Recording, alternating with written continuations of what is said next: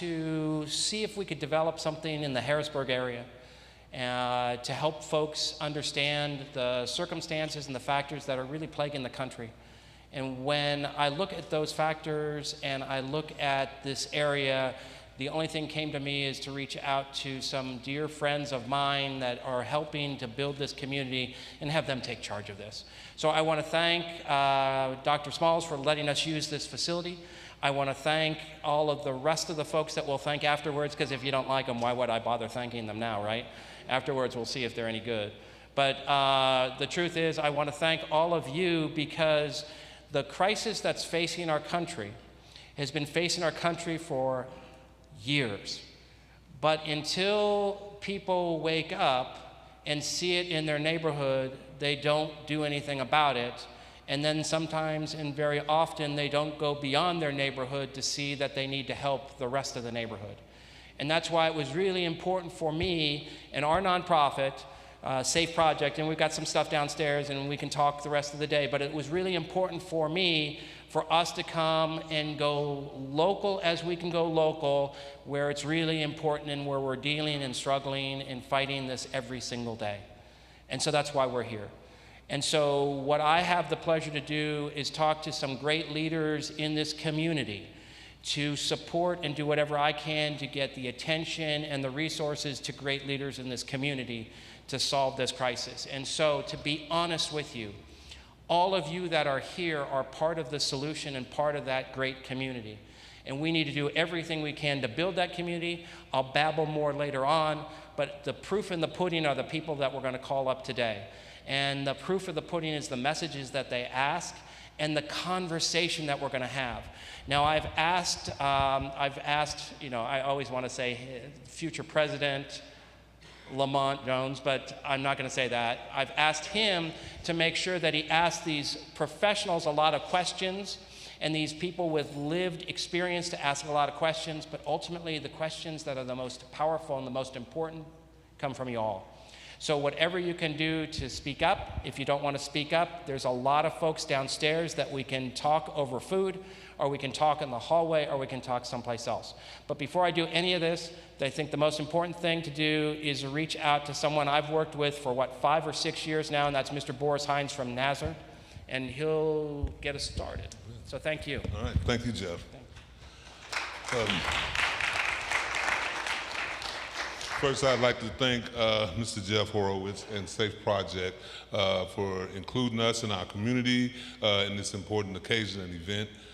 You know, as we talk about the opioid crisis, oftentimes we in the inner city are overlooked. We are devoid of the education, of the training, and of the resources that we need to deal with this epidemic. And so it's beautiful that we're all here and that we can all be part of the solution. I'd like to do a brief story to show how important it is. I'm the director of Nassau Consulting Group Residential Facilities. We have some of our men and women here tonight. And so we deal in the field. And, you know, one time, well, back this past summer, there was a gentleman who was walking past our building, right? He was high on opioids, and he happened to overdose on our property. A neighbor across the street seen it. She ran to our building and contacted us. And this is kind of bad to say, but good in a way, because he actually overdosed in the right place, right? Because once we were contacted, we went in, we grabbed the naloxone, we had the education and the training to come and attend to him, and his life was saved. Now, had he been somewhere else, there may not have been any naloxone available. And that's part of what we're doing tonight. We need to have more resources within our community. You know, we have an increasing rate of youngsters and young adults in our community who are overdosing. And part of the reason that they are dying is because there are not the resources and the training available in the community, and that's why this is so very important. I also would like to thank the panelists that we have tonight. We have Mr. Ronald Sloan here, as the director of Daystar of the program. We have Ms. Melinda Zip from Lancaster Harm Reduction. We have Mr. Robert Urquhart, who has lived experience and wants to share with us. We have Mr. Donald Walker, who has lived experience and will share with us. And we have Ms. Nakia Raves from UPMC, a professional, to share with us. And so, as we have for our featured speaker tonight, as Jeff so eloquently stated, we have our City Councilman and Director of Public Safety, Mr. Lamont Jones, who's our featured speaker, and I will turn it to him at this time.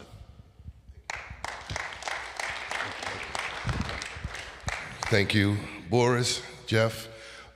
Is Dr. Smalls around?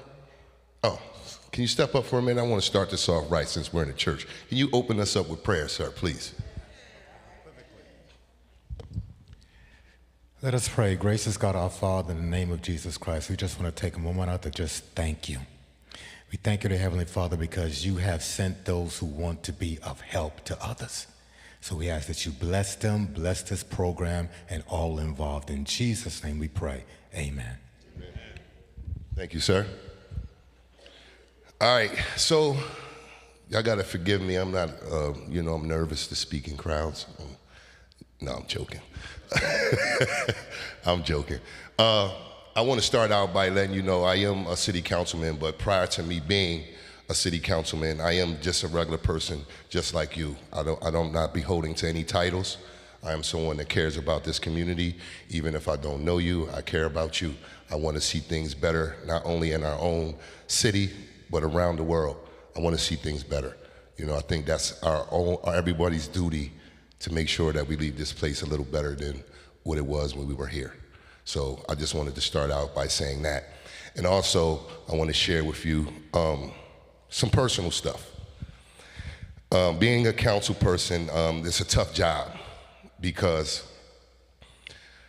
I'm a servant. And being a servant is not easy because you have to be selfless in this role. You have to serve others before I even serve myself.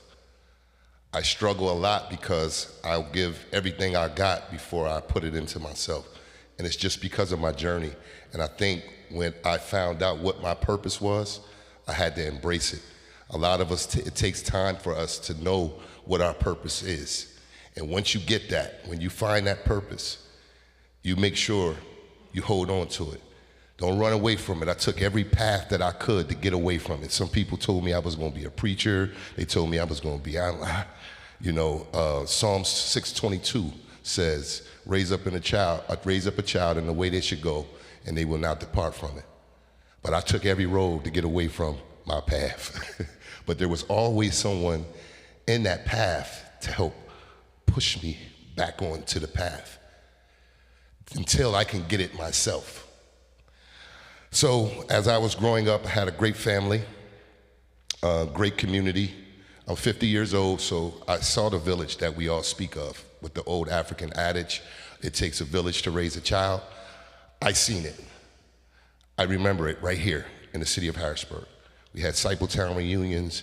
I mean, we all talk about these stories where you did something wrong in the community, you got it from every angle, and even when mom and dad got home, you got it again. Society has changed so much today. But for me, my journey has been long and I'm still on it. So by the grace of God, I'm happy to be standing here with you in this position to share with you some things. So hopefully we get out of this today some encouragement, inspiration, a sense of direction, and some action plans. Because I hate to go to meetings and seminars just to meet on Monday, to meet on Tuesday, to meet on Wednesday, to meet on Thursday, but nothing gets done. So we're going to try to leave out of here today with some action plans. But again, I just want to share just a little piece of my story for those of you that may not know me or know my background. I wasn't always into politics. I ran the streets. I sold drugs. I was a womanizer. I was into violence. I was into a lot of these different things because it was cultural. If we can go back through a timeline, and we're talking about opioids, we can go, and some of our seniors and elders in here can speak to this. When the wars were happening, this is where some of that addiction came, because people were seeing things and dealing with things on that battlefield that is not normal for humans to go through and see. So they, gave them drugs, and, some people brought those habits home. Then you had the era when I was growing up, crack cocaine hit our communities very hard. It was like a Katrina before Katrina.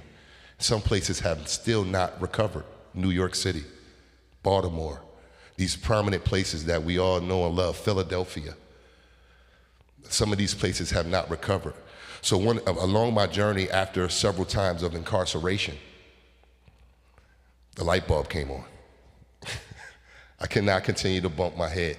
Then I couldn't blame society. I couldn't say, well, the government is holding me back. Though I could place blame there in a lot of ways, but that's not why I'm here. I just want to be responsible for my own actions. And I think that's what we need to do today. Look in the mirror at ourselves. Are you happy with the reflection that is coming back at you? We can get doctored up, look nice. Do I look good today, by the way? Am I all right? No, seriously, you can do all of these things that we want to do cosmetically outside of ourselves. But what does it look like to you? What do you feel on the inside of your spirit, of your soul? What do you feel? Just on an average day.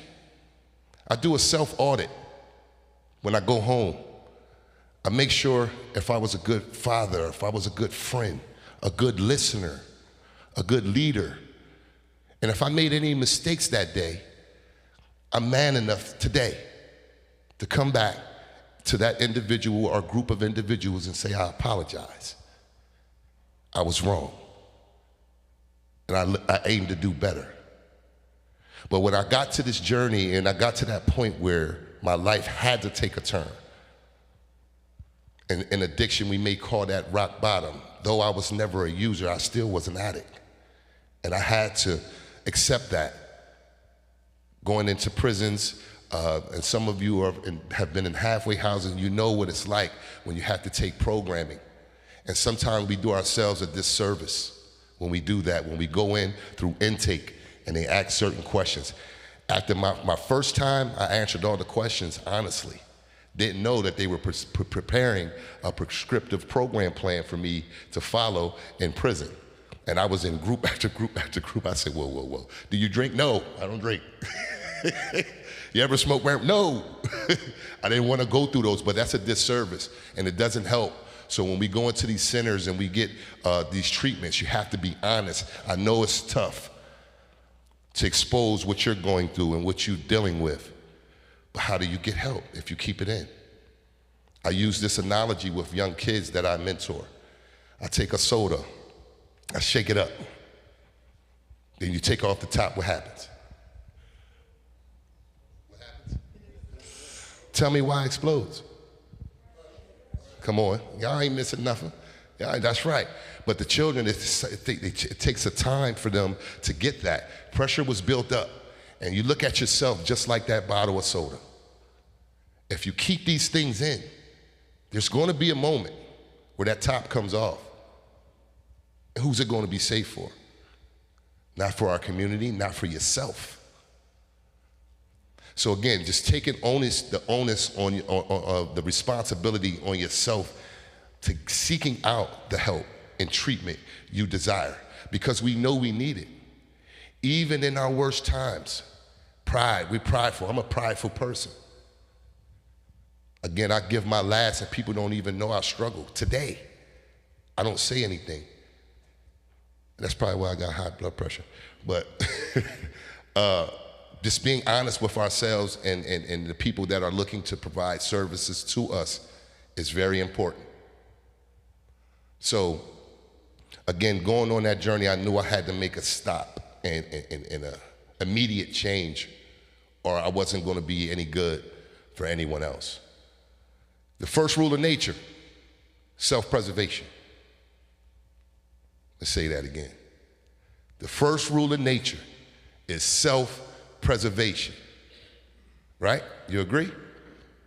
The reason why I'm saying that, again, in my role as a public servant, I have to be selfless, but I also have to keep in mind that if I'm not okay, anyone that's looking for my help, services, guidance, leadership, or anything will not be okay, because I'm unstable.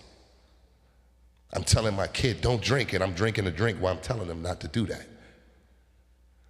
So we have to be real honest and have real honest conversations of what's happening in our communities.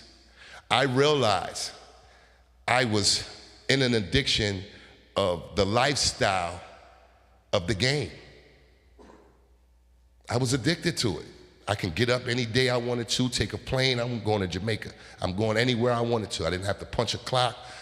But what was I actually doing when I really had that last moment of sitting down in incarceration and that real life look at myself without holding any punches, with myself? And I'm saying this myself a lot because it starts with you. It starts with you. So I took and looked, and I looked at myself and I said, what am I actually doing? And I look around in the prison and I look in the yards. I look around and I see the families, the kids that are coming into these facilities to see the individuals that are serving time. And I'm looking at this and I'm looking at how many lives are affected by the action. Maybe I have not sold drugs to anyone in this room. However, I still had made an impact or affected this community with that. And I own that. You won't hear a lot of people, you'll hear a lot of people today in today's social engineering with social media, all of these things that are happening in the public. We see people want to show off what they have. Look at me, I got a new car, I got this, I got that. You know, rather they got it the right way or the wrong way. But in the wrong way, you see the culture of music. The music, and I'm just going to speak specifically to my genre. My genre of music was hip hop. I'm just as old as hip hop. So what I'm seeing today is not what was created when I was a young man. It took a whole nother direction. Who can we blame? We have to look at ourselves because we made these things cool. So now instead of, you hear this cliche a lot, instead of being a part being the problem, being a part of the problem, you want to be a solution-oriented person to it now. And that's my role again. But to have a real honest conversation with you, to make sure that it's okay with you to share. See, we got to erase these stigmas about what people are and who they are because of their actions. Show me one perfect person in this room. I'm the only one? Oh, okay. Nah, seriously. You know, because we all make mistakes. We all have responsibilities in our community and our lives to help guide other people in the right direction, rather they listen to you or not. Keep this analogy with you. If I want to plant a tree, I got to till the land. I got to turn over this soil. Then I drop a seed in it. I'm not going to sit there like this and wait. It has to go through a process. And the natural process is watering it and letting the sunlight hit it. And then one day I'm like, hey, little buddy, you're out of the ground now. Then at that point, the nurturing still has to continue, right? And that's what we have to do with ourselves. That's what happened to me. That's why I gave you Psalm 622. This thing was instilled in me a long time ago. And I got away from it as many times as I probably could, tried to. But there's going to come a moment of realization that you have to face your fears, all the dangers, everything that you see in society, you're just going to have to deal with it. But you don't have to do it alone. Not only with your Creator, but there are people that are going through some of the same things that you are going through. But how do they know that? So we have to be willing to share. And again, I hope some of this is what I'm saying to you guys, because I'm going to ask some questions. It's nothing personal that I'm going to ask you, but just some of the lived experiences, some of you guys that are in the professional sector. But I just want to have an honest conversation. Judging no one. It's only one judge. And hopefully when we get to meet that judge, we're prepared. See, I have a saying too. I have a program that's called Max Out. I wear the shirts and people, I go in prisons, I speak in prisons and, you know, teach cognitive behavior therapy and all of these different things. And they look at me in the jail and I want one of those shirts. I'm like, man, I'm not talking about this kind of max out. Because the moment they open those doors, I'm trying to go through them. But if you choose to max out, and sometimes people do because they can't take the pressure of parole, urinalysis. They want to be free. They want to, just go back out and live their lives the way that they deem fit. But max out your potential in life. Say that with me. Max out your potential in life. And we're going to leave nothing to question. When Lamont Jones leaves this planet, this physical realm, I'm going to be empty. I'm giving you all I got. Everything I've learned through my journey, I'm giving it away. I can't take this with me, Julius, and neither should you. Help someone else. It's important. This is how that village survived. This is how black people made it through the civil rights era. Like this. This is no different. We made it through COVID. Did we not? The government shut down? What are we talking about? Let's start thinking. Let's start really paying attention. I don't think we're going to have a hungry person. Some people may go hungry, but for the majority of us, we're going to lend our hands. We're going to help. We're going to help each other. So don't fret when they pump this stuff on TV. And I'm like, where are they getting these numbers? Because they're not in my community. The survey of 100 people is speaking for the 9 billion people on this planet. I can't believe that. So all I'm saying is, again, we're going to have an honest, open conversation. And my hope is that you all can leave out of here feeling better about yourselves, a family member, anyone that you've seen that has been afflicted by this opioid crisis. Not only that, alcoholism, everything that's going on, gambleism, all the isms, narcissism, cronyism, all the isms. So let's try to get here and do that. So right now, thank you for giving me a little bit of your time.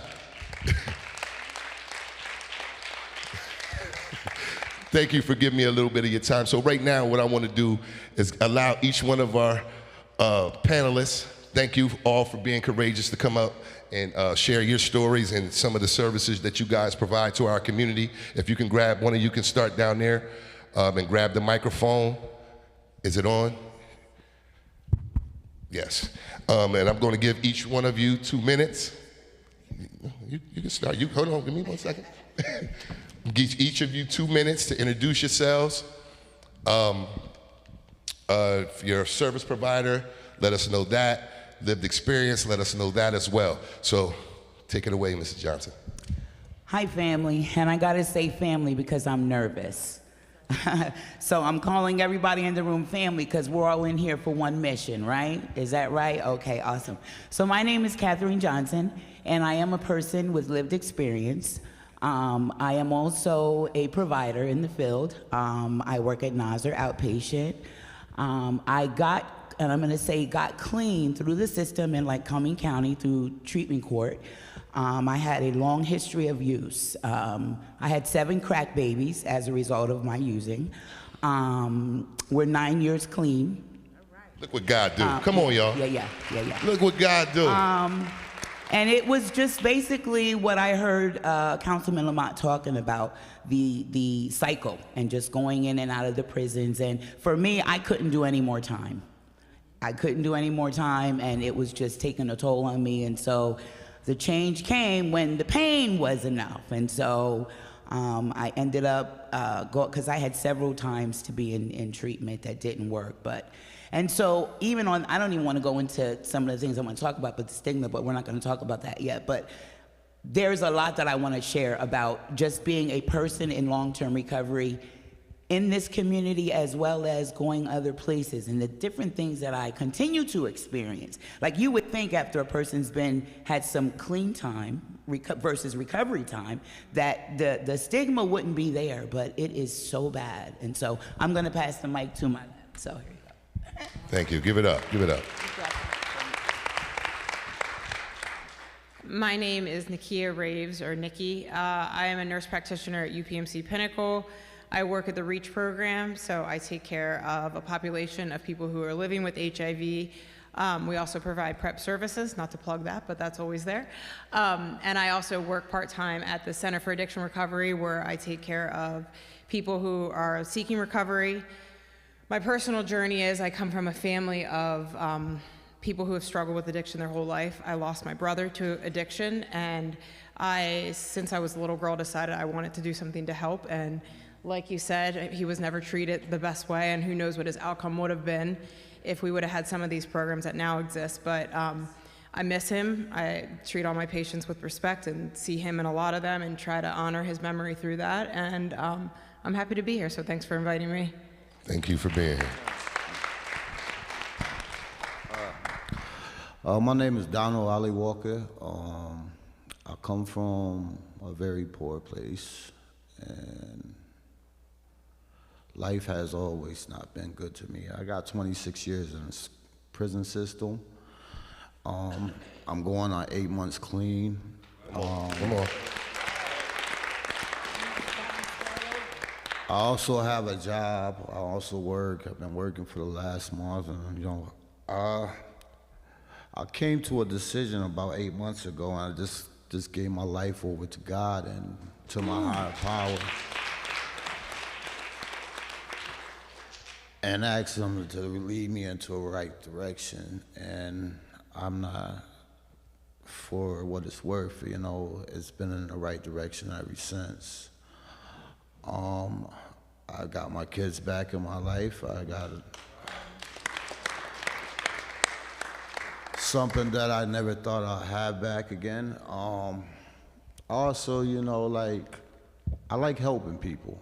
I like sharing my story for people can know that there is help out there for people that's using or just lost, don't even know how to ask for help or don't know where to get it from. So I do advocate for that.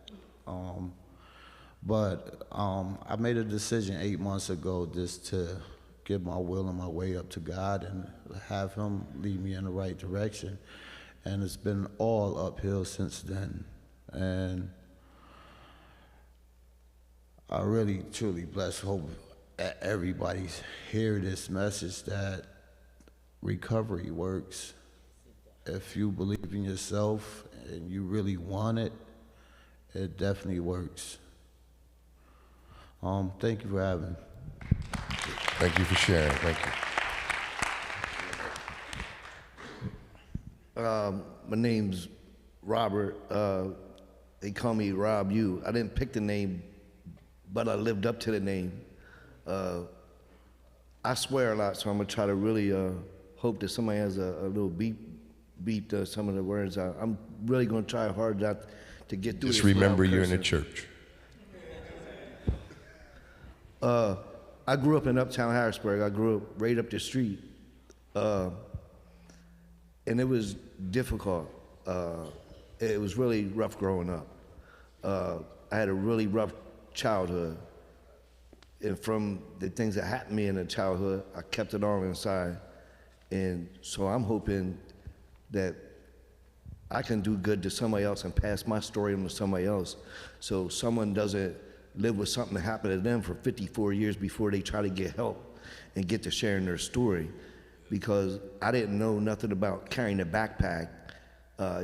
It's like a mason jar. All your problems, you put it in a mason jar and just throw it in your backpack. Well, you have to take that backpack off to move forward. You have to take it off, set it down, go through it, and sort through some of the things that you kept bottled up your whole life. My problems began like 20 years ago when I had a stomach ache. And after about 6 months, I finally went to the doctor. The hospital said, you got chronic pancreatitis. So they were giving me all kinds of pills to take. I was taking 90 morphine pills a month. And then one day walked into the doctor's office and there was a big sign on the door that said, we do not give medication out for pain pills. Just like that. They stopped pain medication just like that. So I had to find something to numb the pain, so I got into smoking crack. I got 5 children. The last time I seen my children, they were 10, 8, 6, 4, and 2. They're now in their 30s. And that's something I'm trying to work through. Although I talk to them on Facebook, talk to them on the phone, I haven't seen them personally since they were that young. That's something I struggle with. One thing I hope to pass on to somebody young, I'd like to go to a school and pass on to younger kids, like, you have to talk to somebody about your problems. Don't keep it bottled up. Don't put it in that backpack. To move forward in life, you gotta set it down. Like, you ain't gonna get nowhere. Like, and this is something I kept in for 54 years.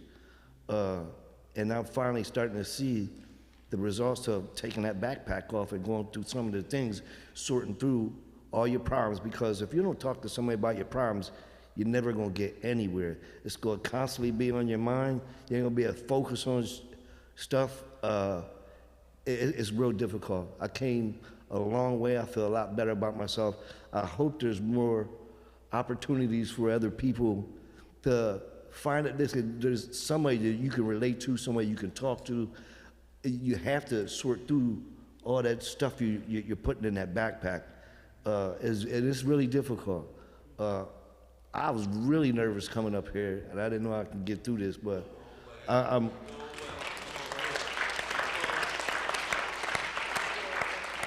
starting to break a sweat, and I didn't curse neither, so thank y'all for hearing me out, and I hope there's more opportunities. Like, I messed up my whole life, so now it's hard for me to find somebody that's gonna rent me an apartment because, you know, all the mistakes I made in my past. And I'd like to see. Let me say this to you, Rob, and I don't want to cut you off. We just want to try to get through this program, but again, that's why I shared my story. I had maybe 11 felonies when I ran. I challenged the system. I'm not Donald Trump, so don't put me in that category, right? But I did have felonies, and the law stated, Article 2, Section 6 of the Pennsylvania Election Codes, that anyone with a felony or an infamous crime cannot hold public office. But what it didn't say is that I couldn't run. So I ran, and we won. And we won. So again, coming from that ground level, I believe I'm scratching the surface. God has bigger plans for me. Don't know what they are. I'm just going along for the journey. So keep the faith. You will be able to move along. You may not just rent one. You may be the person renting to other people at some point. All right? Thank you. Thank y'all for your time. I really appreciate it. Hi, I am Melinda Zipp. I run the Lancaster, Harrisburg, and York Harm Reduction Project. I'm not somebody with lived experience. However, I have family members that have lived experience. That's lived experience. I was going to say I've walked alongside them. I, too, am somebody that finds satisfaction in helping other people. It's what makes me feel like I'm making a difference in this world. I've actually stumbled into this path. I've done the position I'm in now, I have done for 13 years. Before that, I ran the Project Hope HIV/AIDS program at the Urban League of Lancaster County before they closed down. So I have met a lot of people. I might not know their story, but I empathize and I listen. I try to meet people where they are, and I don't try to push them for what they're not ready for. I try to come with harm reduction approaches, and like I said, walk beside them and let them know when they're ready. We're there to help them get what they need. And that's... All right. Thank you. And last but not least, starting guard at 5'5", no. 5'7.5". First of all, good evening. I really got to be careful when I sign up for something because I had no idea. I'm just quick to want to help. So board's kind of, I didn't know I was on the panel, but anyway. My name's Ronald Sloan. I'm actually from Harrisburg. I'm a resident, born and raised here. I have been working in the field of addiction for about close to 20 years now. I also have lived experience. This past June, I celebrated 21 years of continuous sobriety. Come on, come on. In this field, this is not what I planned on doing anyway. I was not planning on being in the field of addiction. What I was planning on doing was helping out youth. I really wanted to be a high school guidance counselor or a middle school guidance counselor. And somehow God seen fit that I come this way. I didn't want to work with people who I thought already knew what they wanted to do. And so that kind of like turned me off because I knew how I was. And somehow I ended up on this journey and this path, and this is probably the best job that I ever had. I love working with people. I love helping people. I can't believe they paid me to do this, so I'm kind of like never off. Crazy story. I just was in Dallas. For some reason, I'm a Cowboy fan. So me and my wife. Sorry to hear that. You know. Cowboy. That's right. That's right. Yeah, but I was sitting in that stadium in a loss. So it was kind of crazy, but. You know, with my wife, and she was like, she said, well, you know, my wife's understanding, you're never off. Like, and people are like, you on vacation? I said, I don't know about that. Like, if somebody, I got a call while I was on, and it was a person crying out for help. And they were in a hotel saying they wanted to kill themselves, and I was like, yeah. So immediately, my wife's just looking at me, yeah, go ahead. Yeah, I started making calls from Dallas to Pennsylvania, getting some people to go down to a hotel and try to save this young man's life. That's how passionate I am about recovery. I can't stand what the disease of addiction does, and it steals and kills hopes and takes lives from people. So the fact that I get to fight that thing every day, like you couldn't pay me to do this, and like I actually get paid. So it's a blessing to be here today in this panel and just talking about the disease and kind of making more awareness to not only just, I appreciate the people because there's help out there. Sometimes people don't realize there's help. But there's a lot of help out there. You just gotta want it, and you gotta seek it out. And I think in this room, like us in this room gotta pass the message. When you see somebody who wants help, you gotta make that phone call sometime for them. You gotta point them in the right direction. And then maybe you go an extra mile, but if all of us get involved and have more arenas like this is where we can start the process of helping. We have to get churches involved. We have to get in schools, because I'm a part of a church. And so I thank you guys for opening up the church doors to us to have this event in the church, because they're the ones who need to understand addiction. I think people don't really understand. No one wakes up and like they want to ruin their life using drugs. Like, that's not what they say. And my experience is this. I'll tell you, there's probably 80% of the people I work with, there's some sort of trauma. There's some trauma that happened in our life. And when people experience trauma, they just find a coping skill that helps them deal with that trauma. And a lot of times they find it in drugs and alcohol. Great coping skill, definitely will take it away temporarily. And what happens over a period of time, the addiction kicks in.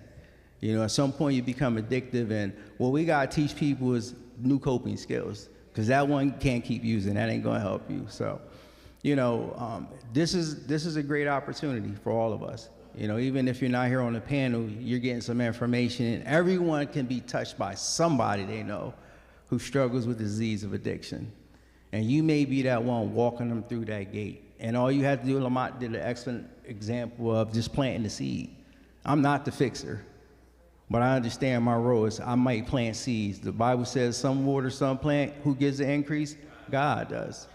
So if I'm walking through the door and passing them off to somebody else who can walk them a little further, you know, so once again, thank you for the opportunity. I appreciate, I hope that you guys get something out of this panel. That's right. You keep the microphone. So what I'm gonna do now, I have, and I believe all of you were given this, but so I don't wanna surprise anyone. I have a series of questions. I know I won't be able to get through all of these, so I'm gonna ask a couple of these questions, but I'm gonna start with you, and again, spoken like a true servant, trying to enjoy yourself. You got to pick up the phone. I can attest to that as well. You're never off. You just got to do. And to your other point, when you're doing something that you love,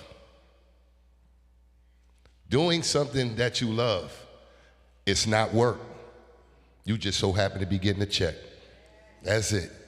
You know, it's not work. So this is something that we love to do. So again, let me say this, start off with this question. When you think about how our community has changed over the last several years when dealing with overdoses and addiction, what stands out most to you here in the city of Harrisburg or through your travels? And I'll just give me a good minute, and I'll tell everyone after this. I'll give a little time so we can do some Q&A with our panelists, and then also do some congregating downstairs while we get some food in our bellies. Okay? So yeah, we'll be able to share a little bit more, but just tap into that question for a second. So what I will say is this: because I'm involved, I will say it's gotten a lot better. There's a day that there's opioid awareness day. We pass out opioids, and if you ever know it, it's every August. I know we was just uptown in the shopping center. The program that I run, and we was uptown in the shopping center passing out. The problem is this, and I would say that people would say, well, I don't use that, or I don't need that, and we say, no, it ain't for you. It's the structures for you. I think Boris used the example. Like if Boris wasn't there and he came out and saved somebody's life through overdose, like that's what it's about. It's about everybody being awareness and understanding that, and they put fentanyl on everything today. So let me help you out. It's in marijuana, it's in crack cocaine, it's in everything today. So that naloxone can actually save somebody's life. So I think we just need to be awareness about drug addiction, period. And like there is something out there to help people who may falter and overdoses. So what I would say is like you need to make the churches aware, schools need to be aware. We need to have more panels like this so that they can educate those folks who say I don't have a problem or I don't know nobody. Whether you know somebody or not, you can be part of the solution, as you said. So that's right. All right, so I'm gonna skip you for now, and I want to get with rob you. Just don't rob me, all right? Rob you, come on. And if you need me to re-say this question again, just let me know. Okay. Yes, one more time. All right, when you think about our community and how it has changed over the years, dealing with overdose and addiction, what stands out to you the most? Not enough younger people know how serious it is and how much worse it's gotten. Like when I was buying something 20 years ago, I knew exactly what I was about to get, what I was about to smoke, what I was about to inhale and put into my body. Nowadays, you don't know what you just got. Even the guy that you've been dealing with for the last 10 years, now all of a sudden, now his stuff ain't the same. So I think that more people need to know about how dangerous it is, about what you're about to inhale or put into your body or into your vein or whatever. I think although a lot has changed, there is a lot more, like you said, there's a lot more knowledge out there. But I think, like this is good, but this needs to be a lot bigger. There should be hundreds of people here listening to this message. If we can do this on a bigger scale, I think that would be a plus to the community. If more people just took just a half a day out of their time, and I guarantee you everybody knows somebody that went through something or about to go through something.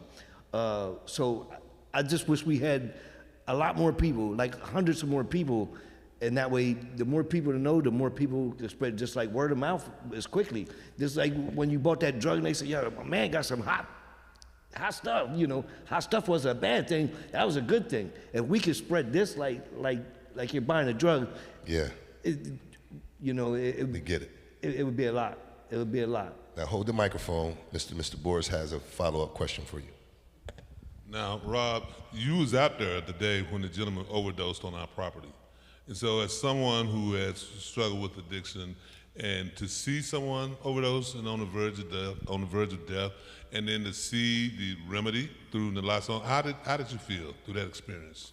First of all, I've never seen nobody shoot anything up. I've never been around that before. I've never seen nobody OD, pass out from drugs or anything like that. So when this guy, we walked up on him and I was shocked. Mr. T was there. He knew exactly what to do. You knew exactly what to do when you seen the situation. And I was totally amazed when you gave him the Narcan. He came out of it so fast and woke back up. But what really got me is the first thing that he wanted is his backpack. The only thing he was worried about, he wasn't worried about who saved his life. Come on, we gotta stop Rob. We gotta stop Rob before he gets out of control. Nah, go ahead, Rob. He wasn't.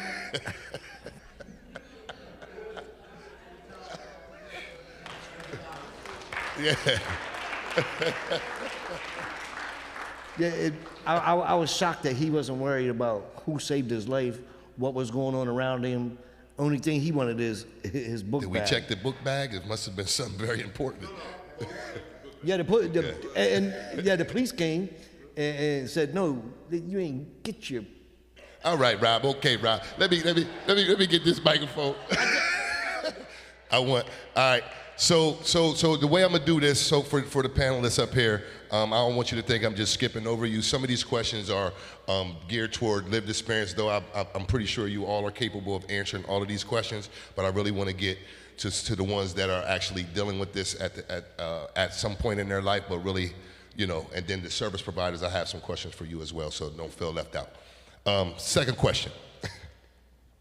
From your lived experience, what feels like the biggest misunderstanding about addiction and recovery in our community? My name's Donovan. I'm grateful recovering addict, truly blessed to be alive. I think the biggest misunderstanding is that a lot of people know there's help, but they don't know how to go about getting it. For 37 years, I didn't know I knew there was help, but I didn't know how to go get it. And a lot of people, well, I'm just gonna say for men, it might be for women too, but it takes a lot for a man to swallow his pride and his ego and everything and be embarrassed, about his addiction or whatever the case may be. There's just, a lot of people don't know that when you're like this, this is the best decision I ever made in my life. Come on, man, give it up for him. Keep going. I mean, that question you just asked before kind of touched me because I overdosed and I was in a induced coma for 2 months. And I woke up 2 months later with a peg tube in my stomach and a trach in my neck. And that's all from smoking something that I didn't know what was in it. And a lot of people, it's just like you said, drugs these days is not drugs. It's some stuff they make in their basement, their garage, and they just throw whatever into it and just mix it all up. But, me personally, I'm just gonna say that drugs, people need to know that there's help out there available for, and know how to go get it, and don't be feeling embarrassed about it, or I know I say God played a big role with me not wanting to use no more, but I just got tired of hurting people. I got tired of lying to people. I got tired of the streets. I got tired of doing drugs, period. I mean, I wasn't even getting high no more. I was just doing drugs to be doing them, and I just got tired of all that. Yeah. And, but I found Narcotics Anonymous, and it opened me up to a whole brand new way of living. and people understanding me and my addiction and the way that I never thought was imaginable. I could never tell somebody that's not have been through addiction or know about addiction that what I've been through or how I've been through, and expect them to understand. And I appreciate it. I got some lovely, strong counselors that really, really cared about me and pushed me to be a better person, a better man. And they opened my eyes to so many possibilities for myself since I've been in recovery. And like, it's just so motivation for me to do this. So the way I've been doing it is taking suggestions, or listening to other people's stories. I go to 4 meetings a week, sometimes 5. I go in-house groups, you know, I get involved. I go to every event possible, you know, because I like what I feel, and I also like what it's given me. It's given me a peace that I always wanted, and something I always needed in my life. So I really, truly believe that if people or if community would speak up and tell them, like, this is what, you know, this is what we got to offer. If you really need it, if you really want it, this is here. You don't have to feel embarrassed about it. You don't have to hide, because we're just like you. Absolutely. And that's what I really feel that the community needs. And because it's like, I mean, there's paper posters everywhere, but then you got to remember, we've been addicts all our life. Some of us can't read. You know, we didn't even think about picking up a book unless we was in jail. And so could you say, so part of the misunderstanding about recovery and addiction, they just assume even when you come out of the addiction or still working on the addiction, is it safe to assume that some people may think they could, hey, you know, they're perfectly fine now, they're no longer getting high, they're no longer drinking, they can read, they can comprehend? Would you say that's fair? I would say in recovery for me, when I decided to get clean, I decided to make this choice for a lifetime. You know what I mean? Like, I spent 47 years using and abusing drugs. How old are you, if you mind me asking? I'm 48. I was about to say. But you know, I started drugs at a very young age. You know what I mean? Got you. And like, it was all around me. Grandma smoking reefer and all that stuff. So it was all around me all the time. So I always curious, you know, go in the other room while grown folks talk and all that stuff. But you know, stuff like that, it just, I think it's just like you said, a lot of us that we grew up the way we grew up brought all them issues over here and the progress. And now that the progress it got out of control, and now it gets out of control, nobody know what to do. And that's why we have so many young individuals that's taking a drug to be taking it, thinking they're gonna get high, but in all reality, they playing Russian roulette. Absolutely. Thank you for your insight, man. I'm gonna ask you this question, but let me do this, man. Stand up for me, man. Yes. Give me a hug, man. Give me a hug, man. You got a strong story, brother. You hear me? You got a strong story, and I don't want you to take away from yourself. You know, our Creator's one thing, but it also says in the Bible, faith without works, I'll let y'all finish it. I'm gonna say it one more time. Faith without works. So you're doing something. So make sure you give yourself, again, that's what I keep talking about. When I say myself, I heard a lot of eyes, but don't take a lot of it off of you. So I'll ask you the question that I asked them, and I know you had stepped out for a minute, but what I'm gonna ask you is, what is some of the biggest misunderstandings in our community today when it comes to recovery and addiction that you have seen?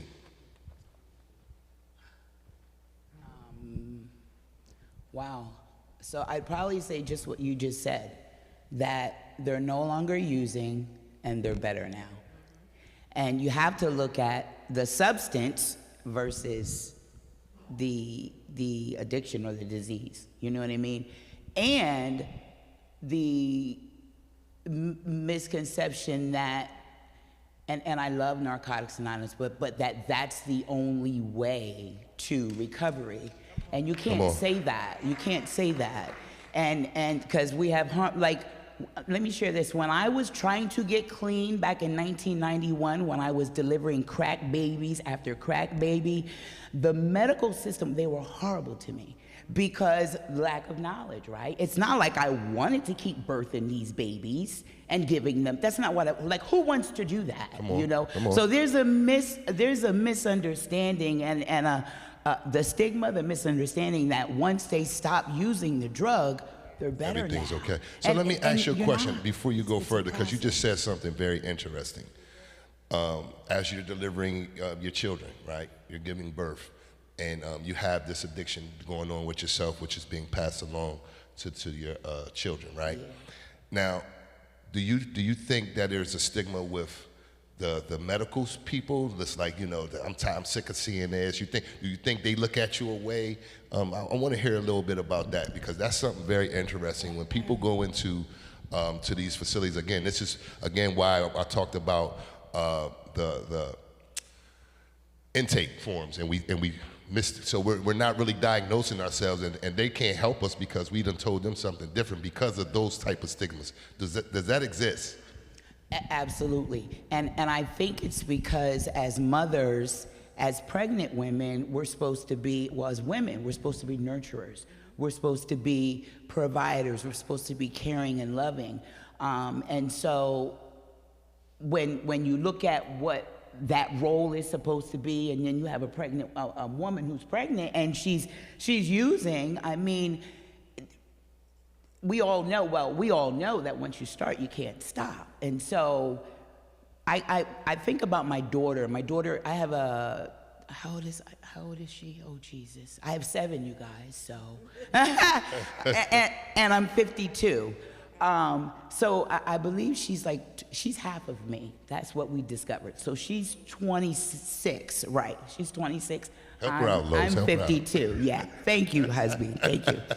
And I remember when she came to me and when she finally got the understanding that she was a crack-addicted baby.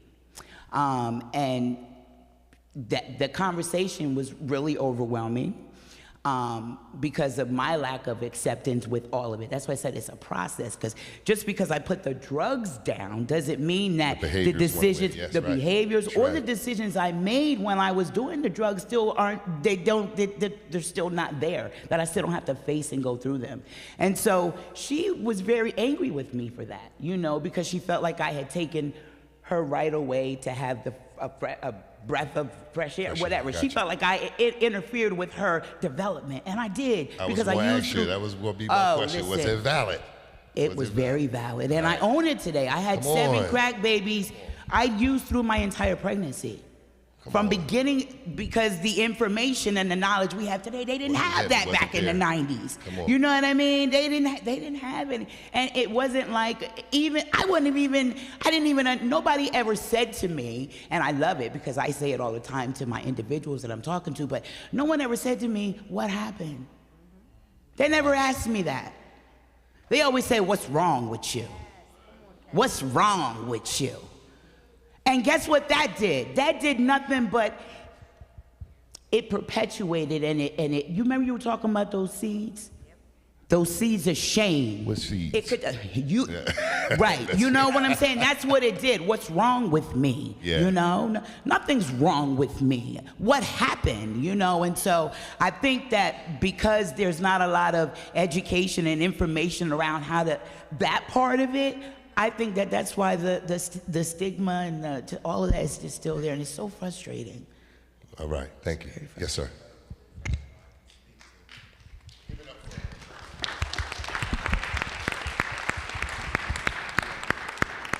As someone who has worked in the medical field for the past 38 years, I can speak to the stigma that you're talking about. The first thing that many do in the medical field is blame. We look at, we blame, we condemn, we don't. there's a lack of empathy and compassion. A lack of empathy and compassion. Again, we look at folk and we condemn. And that's just the truth. But when you have somebody in your own family that's going through it, then your eye begins to look at things a little differently. My cousin was in that life, and he lost his life, shotgun blast in that life. I began to look at things a lot differently. Give it up for Dr. Smalls. So, how's everybody feeling? Y'all want us to do a stand up and stretch exercise, or we good? We can keep going? Come on, where's y'all sense of humor at? Come on now. What's going on? What's happening? Let's get up and do some jumping jacks in here. No, I'm messing with you. So, can we have an honest conversation? I think we're doing pretty well so far, right? Having an honest conversation. So, can we continue to be honest? Because I think what Dr. Smalls just mentioned, and this is, you have something?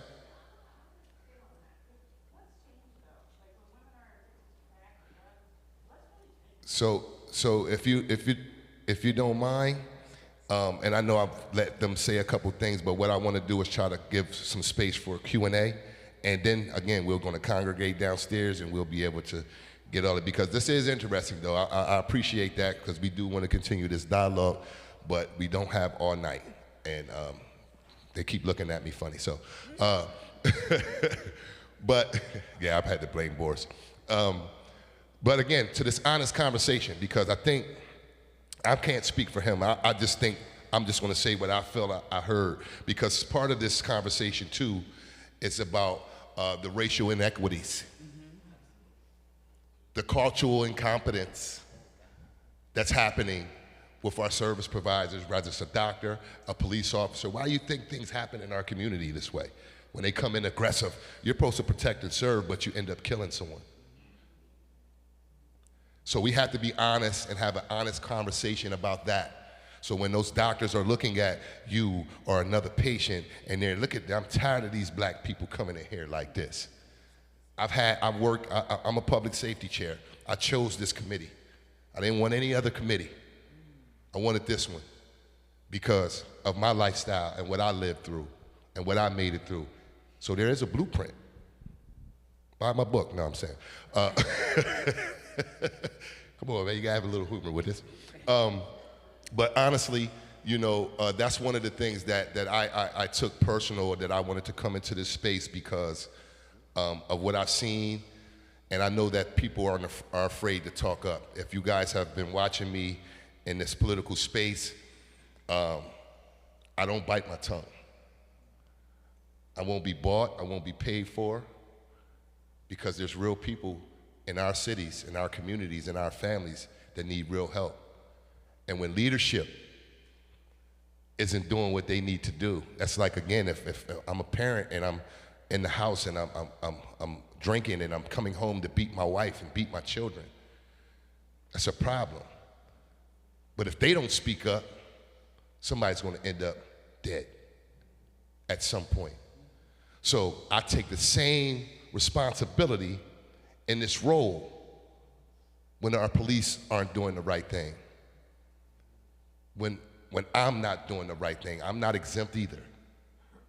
So you need people to speak up. So that's why I want to say again, have a real conversation of what we're dealing with in these spaces. All right, don't get me in trouble, man. Preacher, gotta talk, you know that. Another stigma is that it's only an inner city problem. It affects everybody. This disease has no picks. We don't care what color you are, how big you are, how short you are, how smart you are, or how much money you got. No picks. So my next question, I'm going to turn this over to some of the service providers here.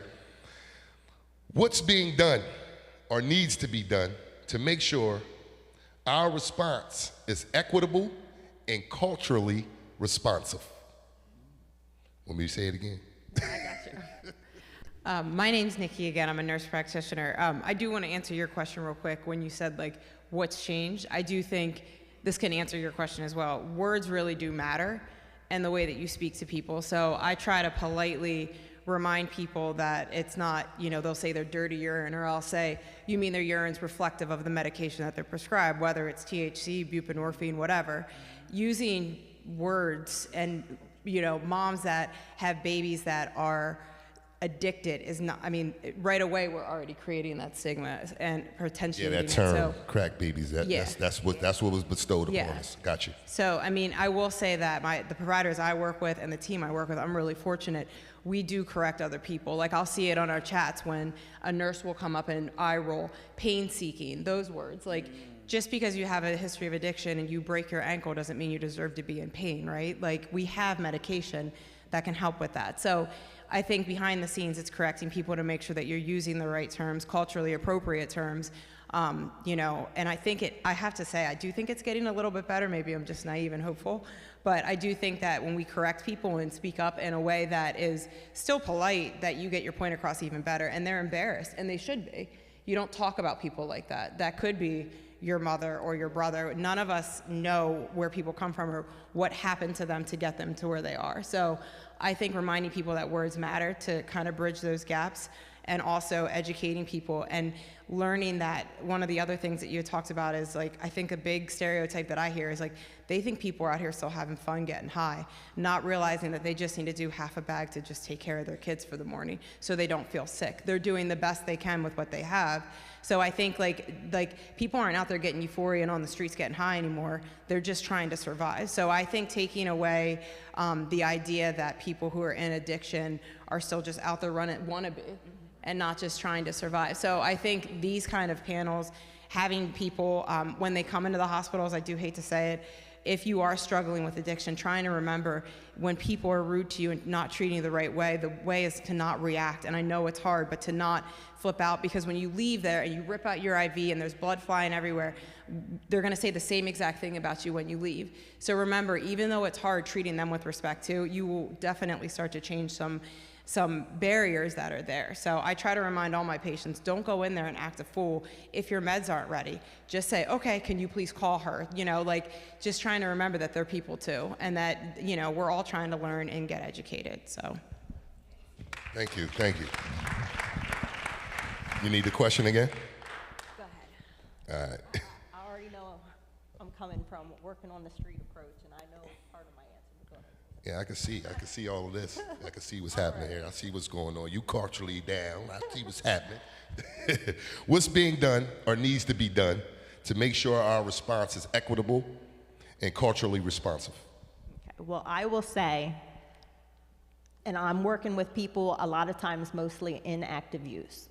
And I do a lot of trainings and I sit in a lot of trainings, but I do not think that we've come far enough in being equitable. I think right now in this time under this administration, I don't mean to make it political, but I feel like we're going backwards to a certain extent. You talking about in DC? Yes. Okay. Yes. Just wanted to be clear.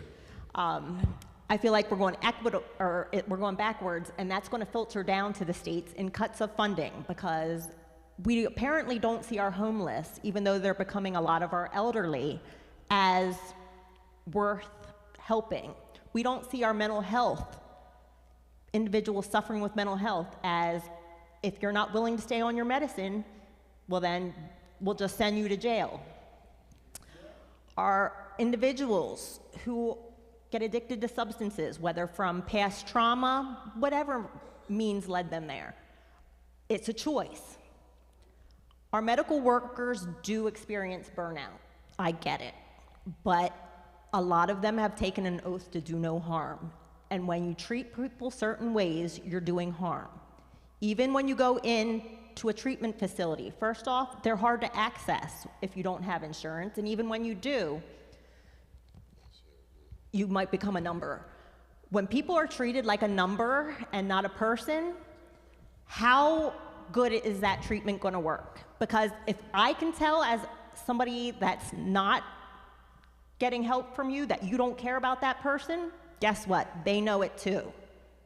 To that point, and she made a good point as well when by saying words matter. So I'll kind of add this to the question for you. Do you think that because working in reentry space, and they be like, yeah, the inmates, and I'd be like, I'm not an inmate or an ex-con. You call me whatever you want. It's what I answer to. However, do you think that's a part of it? Do some of the people that create the stigma and place the stigma on people in addiction are working on themselves in recovery by not acknowledging that this is a disease or that this is wrong? How do you feel about that? I look at it as it is a disease. I don't think everybody looks at it as a disease. They look at it as a choice. And it might have been a choice the first time, but after that, it's not so much of a choice. So that's how I feel about that. I think we need to understand people are human, and they might take 5 steps forward and 3 steps back, and we need to pick them back up and get them back on board, or to try again, or meet them where they are to get them positive again and ready to try again. All of us are flawed. It's just in different ways, and it's all about how we get back up. Come on, that's good stuff. All right. Yep. Pass it down. I'm just going to take a break. No, Addiction's the one disease that you get stigmatized for having it and also seeking treatment. Yeah. So you're shamed when you go to the pharmacy and pick up whatever medication you may need for your treatment. So you're shamed for not only having the disease, but then again by people for getting treatment and getting help. And if we look at any other disease processes, diabetes, any choice that could have led you to get type 2 diabetes, when you go to get your insulin, no one's going to shame you for that. As a matter of fact, as a society, we don't fat shame anymore. And I'm not saying we should do that either, but it's true though. No one will shame you for getting your insulin, but you go for your Suboxone, everybody has something to say about it. And what's crazy about that though is me, when I go to the pharmacy, I'm going to get acid reflux medicine, blood pressure medicine, and I'm like, who's looking? It's just crazy. That's wild, because it is that. You know, you go there, I wonder what he here for. What's wrong with him? Or, you know what I mean? I'm like, look here, man. This is acid reflux. This is Pepsi. No, but go ahead. And harm reduction, is anybody familiar with my program on Harrisburg Harm Reduction on 13th and Dairy? We are a syringe service program. Come on, put it out there. What the first step is of somebody, even if they're still in active addiction, is thinking about caring for themselves again. So yes, we give safe use equipment, but that's the first step in caring about themselves again, not wanting to catch HIV or Hep C or put their loved ones at risk of getting Hep C or HIV. So that's a step in the right direction of checking their drugs to know if they shouldn't use them or will use less. I'm not going to say people don't use them still, but you'll know how to safely use less if you're testing positive for certain things. Syringe service programs are one of the most evidence-based interventions you have when it comes to opioid use. They are a step, what is it? Don't quote me on this statistic, it's been a while since I quoted it. But I believe they're like 11 times more likely to access treatment if they're involved with a syringe service program. So it's a positive step to them taking slow steps to improving their self-care and the care for themselves and communities. People assume just because somebody is addicted to a drug, they don't care about their community, they don't care about drugs, they don't care about their kids. That's not true. That's not true. A lot of people want to be safe. They want to protect their kids and their loved ones. All right. So for the sake of time, I had a bunch of questions. You can pass it to him. I had a bunch of questions I wanted to ask, so I'm gonna have to shorten them up because we're running out of time. But I'm gonna consolidate this one. Come on, Boris, man. I'm gonna consolidate this one a little bit for you. Where do you see most critical service gaps right now, and how can we use, what collaborations, methods do you think we should, or measures we could take to close those gaps? That's a loaded question. It is. I said I was going to put them together. Real so repeat it again. You said, I just made that up, man. Where do you see the most critical service gaps right now, and what type of collaboration with some of the programs that you see out here can close those gaps? Well, I would definitely say I think I think what people don't know is that early stage of treatment. I think the gap, there's not a lot of detox facilities. I think detox is one of the key components that's gonna really start somebody off. And I think at this moment in time, we don't really have a lot. I think if you look just in the Harrisburg area, there's only one. I believe Cadenzi is the only one that has a detox service in this area. And surrounding, you talk about the closest one after that is probably down in maybe York or Lancaster. So, you know, those are some of the service gaps that I think people need. And once again, the collaboration is probably one of the most lacking between hospitals and treatment providers. Like, there's not a lot of communication that goes on that there's supposed to be for somebody's in treatment, but also as a primary care physician. Like, that collaboration between those two entities just doesn't happen. And sometimes because of that, like, a person suffers, you know, and, you know, they're not really cared for, you know, because if somebody's on, you know, if somebody is receiving medical assistant treatment, which is MAT, which is great, you know what I mean, that, you know, their primary care physician is a whole nother doctor, you know what I mean, who's actually treating them for the medical part of it. And they may be in addiction, they may be having an addiction counselor too. And what happened is everybody got their own treatment plan. And that person got to work on all these other things, which becomes overwhelming. And so we need to figure out a way to kind of shorten that where everybody's on the same page so a person doesn't become overwhelmed and just say, what the heck with it? You know, so I think those are some of the service gaps that need to improve within the community, just to collaborate. All right, that's a good answer, man.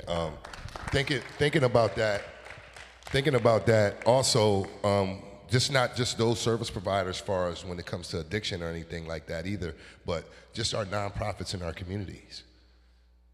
Everybody's working in silos, and everybody's doing the same thing, and yet we can't come together. And then we become dependent on that government where 47 is housed right now, right?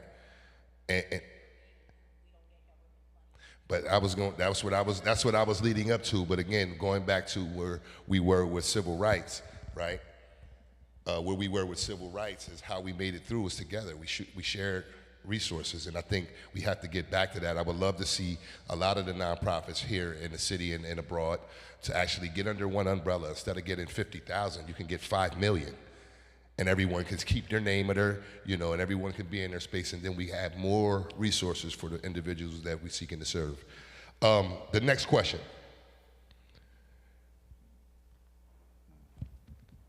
What innovations or local programs are showing promise that we can scale up? So you've been on your journey for a minute, so you've been in and out of places, right? Tell me what some of the programs are that you think that are really doing well, but we can actually pour into and scale up. My name's Donald. I'm a grateful recovering addict. I'm just gonna say, like, the programs that I went to and the treatment that I got, you know, they let me know that there's more than life than drugs. You know what I mean? Because after you put down the drugs, you got to deal with yourself, the trauma, the drama, you know, what led you to drugs, you know. You got to learn how to live life, you know, so. If there's one you can choose, because I know that's pretty it's a broad question, one, but I would say that, like, you know, when you're in treatment or you're in a facility, you know, it's, hi, my name's Donald, and then I shut up, you know.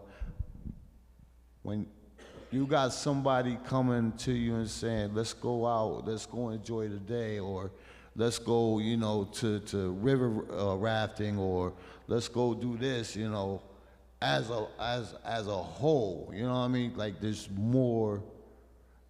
It's treatment, but it's also it's broadened. Like, it's broadened the treatment, like, for your mental as well as your addiction. You know what I mean? It's letting you know that there's more to life than drugs.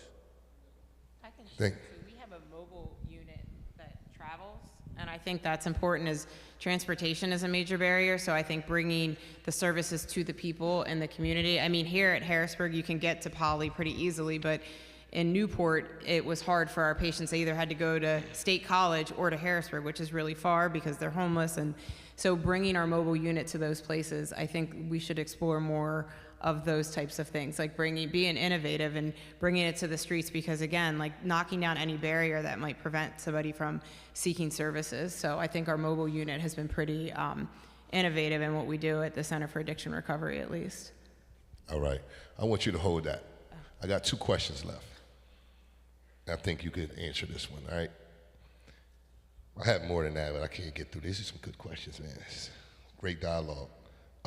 What does long-term, and I want you to, everyone out here to think about this too. What does long-term success look like in our community, and how do we measure it? What does long-term success look like in our community, and how do we measure it?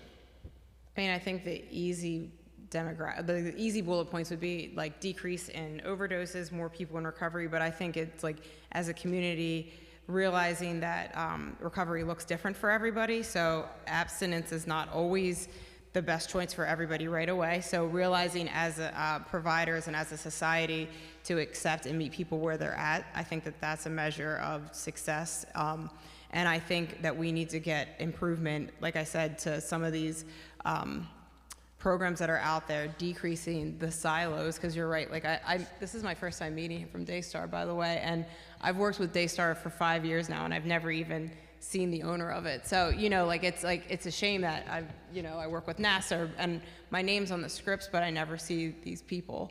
So I think it's like important, like to really have success is, you know, the obvious measures like people in recovery, decreasing overdoses, but also like just like you said, like coming together. Yeah, definitely. Having more programs, realizing that there's options, low barrier programs too, where at our program, if you have a slip with something, we don't kick you out. We bring you closer. We might see you more often, but you're not going to get kicked out if you have a slip with cocaine and I'm giving you Suboxone. That doesn't make any sense, right? Like, we're a recovery program. So I think realizing that as anybody here who's struggling, you have options and you have the right to be treated with respect where you go. You don't need to be tolerating anybody, shaming you for not making a meeting. And although we encourage that, like, we just want to meet you where you are, at least where I work. And I can speak on behalf of all the providers that I work with. You'll be treated with respect. So again, I think breaking down some of these silos, meeting more like this as a community is only going to make things better. All right, thank you. And that's important, and that's, again, something that we see by you pointing out, she's pointing out a lot of things, like your name is just on something and you never really interact with the people. And I challenge not only you for saying that, but I also challenge our churches, our community service providers, the people that are sitting in those offices, writing things and pushing paperwork, making it happen. Again, I know I'm talking about the Bible a lot, but I think some of these analogies hit home. Jesus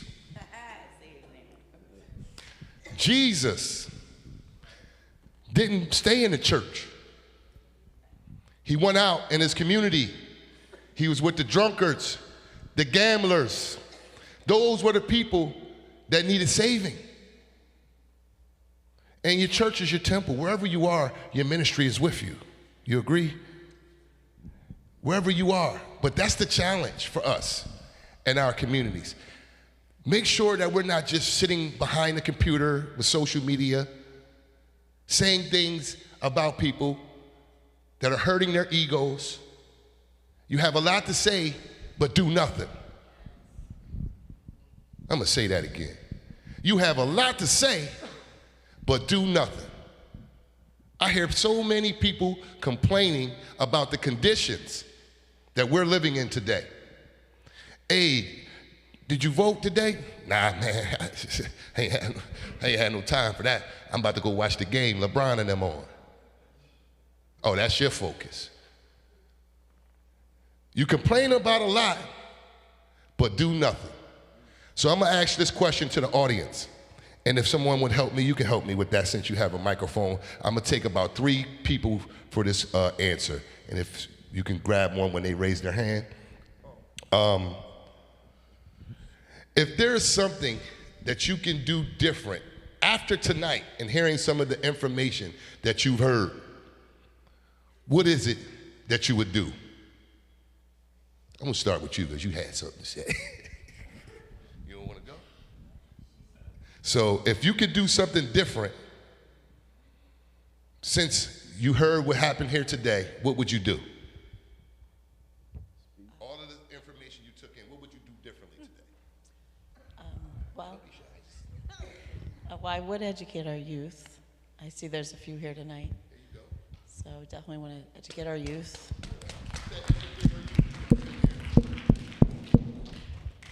Anybody else? There you go. I guess he ain't working today. I got him.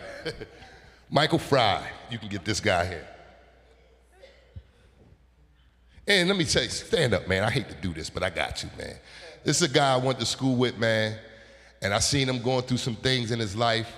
I never treated you bad, never looked the other way, always made sure my brother was all right. And I'm proud of you. You look good, and keep going, all right?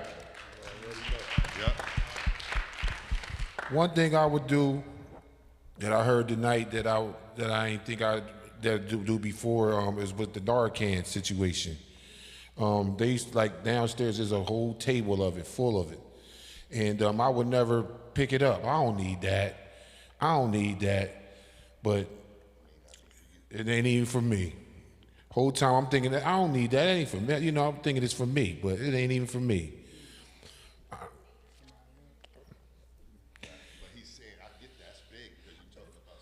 Yeah, sometimes I'm talking about saving somebody else's life. You know what I'm saying? Especially me rubbing elbows, being rubbing elbows with a lot of those, you know, people that was doing that type of stuff. I could have had that on hand and maybe save someone else's life. I've never seen it, but you know, because I really don't rub elbows. But you know, I'm in the area. Especially me where I was cutting hair at before. I'm in that hot area. I was in that area. I'm not gonna be there no more. But yeah, man, like just being aware and just having protection, just like what, you know, having safe sex. People have, you know, that stuff for that. You know what I'm saying? But just being prepared and being the way I could probably, you know, save someone's life with that Narcan. So, you know, that's one thing that I do different, definitely. Man, appreciate you.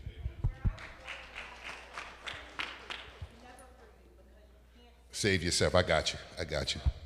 Yes, man. I first want to just thank all the panelists and you guys for having this, man. This is amazing. I love venues where we can all, as a community, just be heard, you know, and speak, because, like, we heard. Who are you, sir? We don't know I who you are. apologize. My name is Carlos Johnson. I have a nonprofit. It's called Right Way to Do It. And we do a lot of reentry services and provide a lot of bridges over the gaps that we do see in the services that we find or our people in our community find when they're looking to find help, such as housing and transportation, also employment and means to getting support for substance use disorder and mental health as well, because as our brother Sloan said earlier, they are hand in hand. And if I could do anything more than that, after the night, man, I would like to just share the message that was spoken so eloquently tonight about the nature of addiction. We gotta let it be known that take the stigma off. An addict ain't no criminal. They're a brother or a sister who is suffering most of the time with two things, mental health and, you know, an addiction. And addiction is, by definition, in my heart, you know, is a disease. You know, a progressive one at that, you know, and so if you look at addiction as someone that's breaking out with something and they ain't really right in their head, and this is your brother and sister in the community, this is the idea that we should have. If you see an addict, and we see addicts all the time, look at them with compassion as opposed to disdain or disgust. You know, see them as a person that's suffering and they need help. You know, get them some money, even if they're going to get high with it, but at least they know somebody cares about them. You know, so I would change the way I see them. Come on, as man, a group, that's huge. as a community. That's right, yes, sir. Thank you. Now, we're coming to the close, but I would be remiss. Y'all know Luther Vandross, right? This ain't him. But, nah, stand up, Julius. This is a good friend of mine, and I can call him a mentor as well. I saw this man as a young man, and he wasn't always doing the right thing. Can I talk about it? Yeah, go ahead. I don't even want to hear it, but I seen him, but I always admired you. I always looked up to you. You always presented yourself well. You protected us in the community. You showed me things, even when you were doing wrong. You was able to show me things, and I just want to say I'm proud of you too. And every time I see you, man, it just takes me back to that little boy, and I see you in the community and what you did in our neighborhoods, man. So I just want to congratulate this brother on his achievements as well and giving back to our community. And now I want to give him 10 seconds to say no. Okay, that's all I need to. Well, basically, my name is Julius Cook, and what I can do, or what I would like to do, is just be there for people. I'm more or less on the spiritual aspect when it comes to, I know everybody ain't religious or whatever, but I just love people, and I want to give back. You know what I mean? I want to be available for people. Like, you need a ride, you need something to eat. You know what I mean? I don't know what they may do with the money. You may go buy drugs or whatever, but if God puts it on my heart, that's what I'm gonna do. And whatever I can do to help somebody, that's just basically where I'm at. Like I try to, even working in Nassau, when I'm not sleeping, I'm trying to do, you know what I mean, help them guys out sincerely from my heart. You know what I mean? I just like, I've been there before, you know what I'm saying?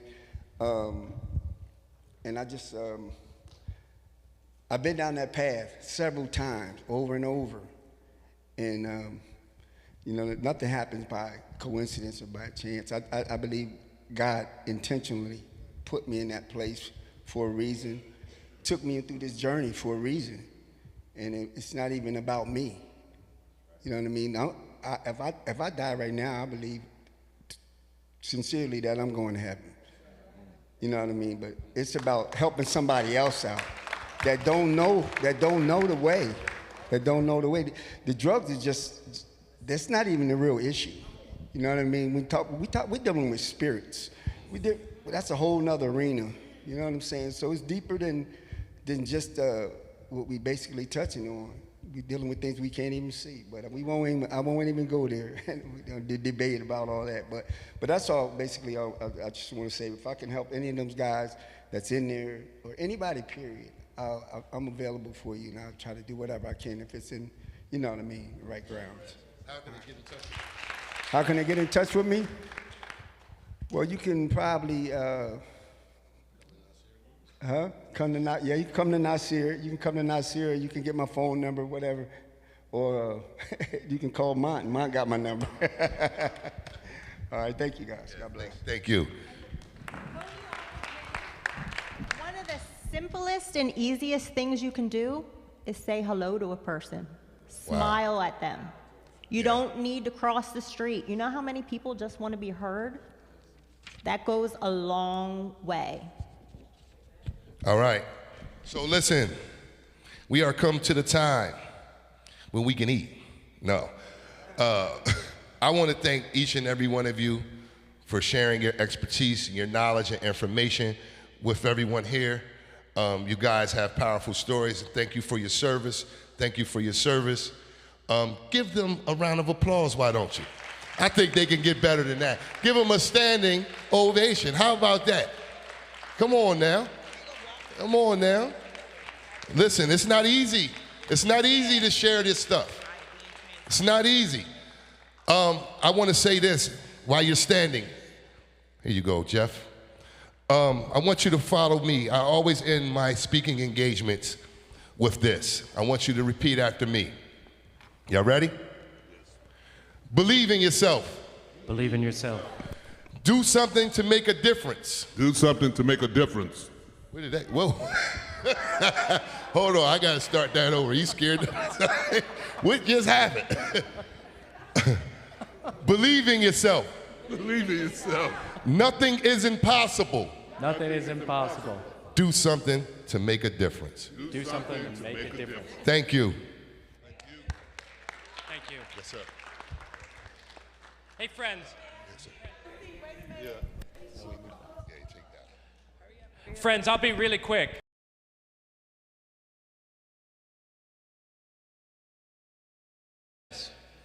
We know that addiction is a disease, and we know that there are so many people out there that are suffering, but we also know that there are so many people out there that ignore that, right?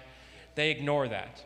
And we know that that's the case. I will tell you, I can sit down with you and talk about times and circumstances where I turned a blind eye and I didn't really appreciate it. And it's not until you have circumstances where people will say what has happened to them that you really appreciate it. That's fact number one. Fact number two is there are ways to help us through these circumstances, and whether it's choosing the right words to use, showing empathy, whether it's using the terminology that we would use for individuals in a disease that are struggling with the disease and to use people first language, or whether it's just learning the tools to help people and understand and have that conversation, or use that naloxone, or just terminology. If someone is suffering from cancer, you don't say that cancer person. If someone is suffering from Parkinson's, you don't say that Parkinson's person. If they have high blood pressure, you don't challenge that at all. Instead, what you encourage for them to do is take a good and honest diet and cut down on the candy, right? That's right. But I will tell you, the first moment that someone who is suffering from the disease of addiction takes a step back and uses medication, the first thing you say is what? Oh, they don't want to be cured. But how many folks do you know have the disease of diabetes and will eat candy in a whim? Or lung cancer and will start smoking? So please be empathetic. The third thing is learn the tools to be helpful to people and share those. Downstairs, the folks from harm reduction, the eloquent one here about how we need to be stronger will give naloxone training. If you don't want to take the naloxone training because you want to eat the good food and not spend any time with that, that's fine. There are tools and resources that you can get from them or from our table where you can use a QR code and learn how to do it. It is that simple. There's no reason why you should not have it. We are a community, and we can only exist as a community if we work together as a community. 3 facts, 1 commitment. Here's the commitment. And the commitment comes from the mouth of Rob Yu. We should be doing this all the time, is what he said. We should have hundreds of people here, okay? I'm here today because I know that when I was asked to do something, I knew the community had to get involved, and I know the faith-based leaders are the most trusted folks out there. It isn't gonna be a politician, right? It isn't gonna be, I'm a lawyer. It isn't gonna be a lawyer. It's not gonna be anyone else. It's gonna be the faith-based leaders that will be listened to. So here's my commitment. If you bring them here, if you're willing to share with us, I will do this again and again and again. You fill the rafters here, I will find a way to do that, because we as a community will only resolve this problem if we are a community. So work as a community. Macedonia is available to you. Fantastic. So you tell your friends and other friends, you talk to the woman who's coming up next to thank you, and we will come back and we will do this again and again. Because until we can have these conversations openly, we cannot succeed. Now, that's enough for now. What I do want to do is I do want to bring up Aisha. And I also want to thank all of these folks for being honest and being vulnerable and sharing their stories. There is one other fact I didn't share. You should know it, but I'll share it just in case. These are people that are smart, capable, and strong. These are people that have been vulnerable in your presence. Are these the people we as a community want to ignore? No. These are the people that we as a community want to embrace and want to support and actually want to learn from. That's right. So please, thank you, thank them, and encourage them to continue to share the story so that we can be better. Yes, thank you. Thank you all for coming. Thank you again, like he said, thank you for everyone speaking. Thank you, Councilman Jones. Thank you, Pastor Dr. Rodney Smalls. Thank you, Boris. Thank you, Nasir Consulting Group, residential men and women for coming. We appreciate you coming. Thank you for everyone who's here. All right, so you see our big poster here, right? So we've got Breadcoin, Daystar, Nasir Consulting Group, UPMC, and Lancaster Harm Reduction are our big supporters, along with Meta underfunding everything. All right, that was great. We're going to call the pastor up to bless the food. When you go downstairs, get your seat. Do not line up at the food table first. Go get your seat first, okay? And then I'm gonna call us up by table. You can get your seat first, start looking at the vendors, and then of course I'm gonna make sure I take care of our speakers so that they can eat first. I hope that everybody's okay with that. We want our speakers to eat, okay? And get them fed, and then the community will be right next behind them, okay? All right, Pastor, if you'll come and lead us out in prayer. Wait, Boris, did you have anything else you wanted to wrap up? Okay, he's fine. All right, great. Can we just stand for a moment? Eternal God, our Father, we just want to thank you for feeding our souls tonight. Now feed our bodies. Bless the food in Jesus' name, amen. Are you sure he's a pastor? That was one of the shortest. Quick, y'all not used to that. Yes, sir.